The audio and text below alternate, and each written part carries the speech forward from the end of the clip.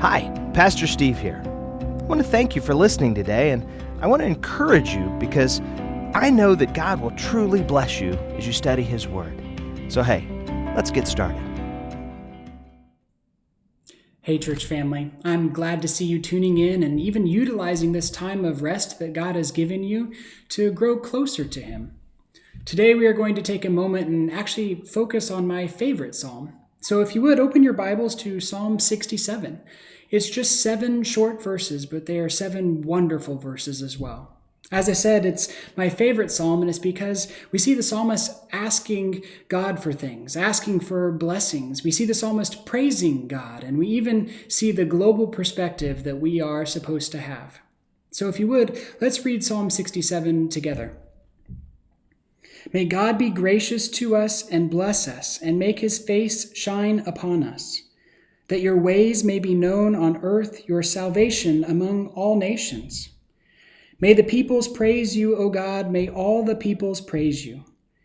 May the nations be glad and sing for joy, for you rule the peoples justly and guide the nations of the earth. May the peoples praise you, O God, may all the peoples praise you. Then the land will yield its harvest, and God, our God, will bless us. God will bless us, and all the ends of the earth will fear Him. The psalmist opens up verse 1 with a reference to a priestly blessing. Now, this priestly blessing is oftentimes used in funerals. It's also used in weddings. And here it is in the Psalms as well. This priestly blessing can be found in the book of Numbers, chapter 6, verses 24 through 26. And again, it starts out the same way, though. May God be gracious to us. As some Bibles say, may God be merciful to us. It's as if the psalmist knew that he needed God's mercies each and every morning. He needed God to be gracious to him each and every morning. He needed God's blessings every day, and he even wanted God to shine His face upon him. In other words, he was asking for God to look on him with favor. I think we can wake up each and every morning and we can use this verse 1 as maybe a prayer for ourselves. Wake up tomorrow morning and say, God, can you be gracious to me? Can you bless me and look on me with favor? It'd be a wonderful way to start your day. As the psalmist continues into verse 2, we see that he moves from God's mercy for us to a global perspective. Verse 2, it reads this way, that your ways may be known on earth, your salvation among all nations. As New Testament Christians, we have been charged with the Great Commission found in Matthew chapter 28. We've been charged with making God's ways known on the earth. We've been charged with making disciples on this earth. We've been charged with showing the salvation that Jesus offers. We've been charged with teaching that to other people and offering that to them. This is what our commission is.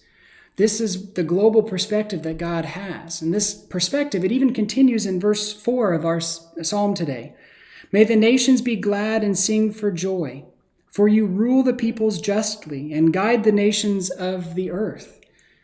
We, the nations of the world, we are to be glad and sing for joy. Why? Well, because God rules over us, but He's a just God.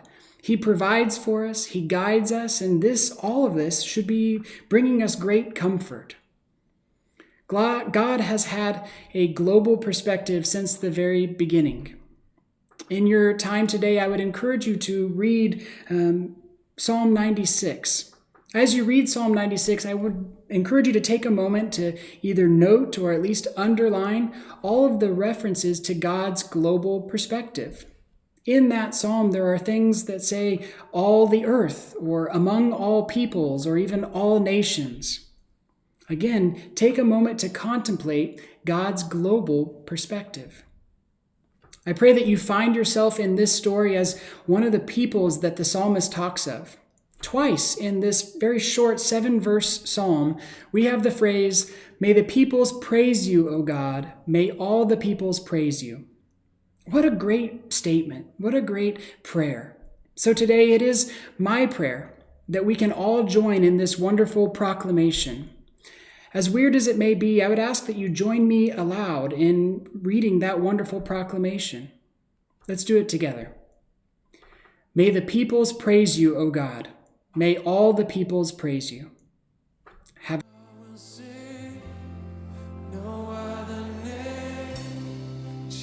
Thanks again for listening today. We'd love to hear from you. If you'd like more information about our church, or if you just want to share what God's been doing in your life, drop us a line. Give us a call. Again, may God bless you.